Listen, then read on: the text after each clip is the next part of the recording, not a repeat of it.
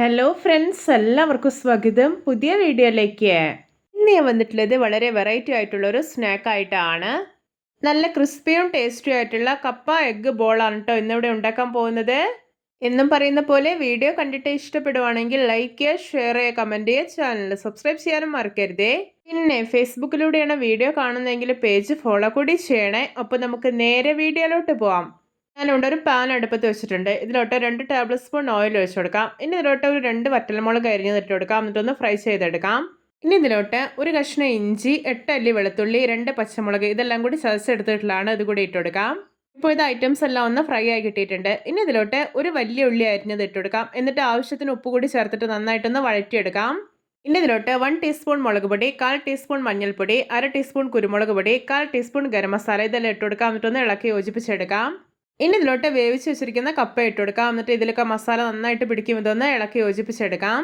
ഞാനിവിടെ കുറച്ച് തേങ്ങാക്കൊത്തൊന്ന് ഫ്രൈ ചെയ്തെടുത്തിട്ടുണ്ട്. ഇത് കൂടി ഇട്ട് കൊടുക്കാം. പിന്നെ കുറച്ച് മല്ലിയിലയും കറിവേപ്പിലയും അരിഞ്ഞത് ഇട്ട് കൊടുക്കാം. എന്നിട്ടൊന്ന് മിക്സ് ചെയ്തെടുത്തതിന് ശേഷം ഇത് വാങ്ങി വയ്ക്കാവുന്നതാണ്.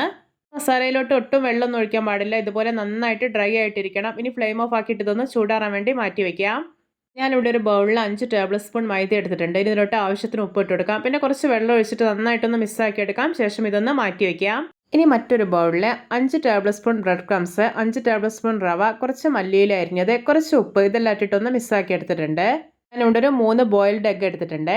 ഇനി ഒരു എഗ്ഗ് എടുക്കാം. എന്നിട്ട് നമ്മൾ നേരത്തെ തയ്യാറാക്കി വെച്ചിരിക്കുന്ന കപ്പ മസാല ഉണ്ടല്ലോ, അത് ഈ എഗ്ഗിൽ നന്നായിട്ടൊന്ന് കവർ ചെയ്തെടുക്കാം.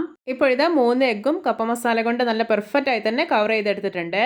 ഇനി ഇത് നേരത്തെ തയ്യാറാക്കി വെച്ചിരിക്കുന്ന മൈദ മിക്സ് ഉണ്ടല്ലോ, അതിലിട്ടിട്ട് നല്ല പോലെ ഒന്ന് കോട്ട് ചെയ്തെടുക്കാം.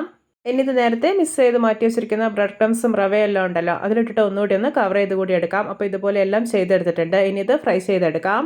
അതിനായിട്ട് ഞാൻ ഇവിടെ ഒരു കടായിൽ എണ്ണ ഒഴിച്ച് നന്നായിട്ട് ചൂടാക്കി എടുത്തിട്ടുണ്ട്. ഇനി ഓരോ ബോളും എണ്ണയിലോട്ട് ഇട്ട് കൊടുക്കാം. എന്നിട്ട് ഇത് തിരിച്ചു മറിച്ചിട്ടിട്ട് ഫ്രൈ ചെയ്തെടുക്കാവുന്നതാണ്.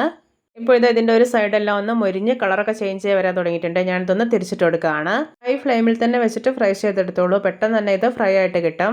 ഇതിൻ്റെ ഉള്ളിലുള്ളതൊക്കെ കുക്ക്ഡ് ഐറ്റംസ് ആയതുകൊണ്ട് തന്നെ കൂടുതൽ സമയം ഇത് ഫ്രൈ ചെയ്തെടുക്കാൻ ആവശ്യമില്ല. ഇപ്പോൾ ഇത് കണ്ടോ, 2 സൈഡ് നന്നായിട്ട് മൊരിഞ്ഞ് നല്ലൊരു ബ്രൗൺ കളറായിട്ടുണ്ട്. അപ്പോൾ ഇത് പാകമായിട്ടുണ്ട്. ഇതിന് എണ്ണയിൽ നിന്ന് കോരി മാറ്റാവുന്നതാണ്.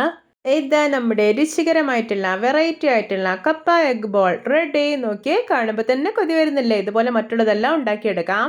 അപ്പോൾ നമ്മുടെയൊക്കെ വീട്ടിൽ എപ്പോഴും ഉണ്ടാകുന്ന വളരെ കുറഞ്ഞ ഇൻഗ്രീഡിയൻസ് മാത്രം മതി ഈ ഒരു സ്നാക്ക് ഉണ്ടാക്കിയെടുക്കാനായിട്ട്. എല്ലാവരും ഇതുപോലെ ഒന്ന് ഉണ്ടാക്കി നോക്കണേ. എല്ലാവർക്കും എൻ്റെ വെറൈറ്റി ആൻഡ് ടേസ്റ്റി കപ്പ എഗ് ബോൾ ഇഷ്ടപ്പെട്ടെന്ന് വിചാരിക്കുന്നു. ഇഷ്ടപ്പെട്ട സപ്പോർട്ട് ചെയ്യാൻ മറക്കരുതേ. അപ്പോൾ ഇതുപോലെയുള്ള വെറൈറ്റി വീഡിയോകളായി നമുക്ക് വീണ്ടും കണ്ടുമുട്ടാം. Okay, bye bye.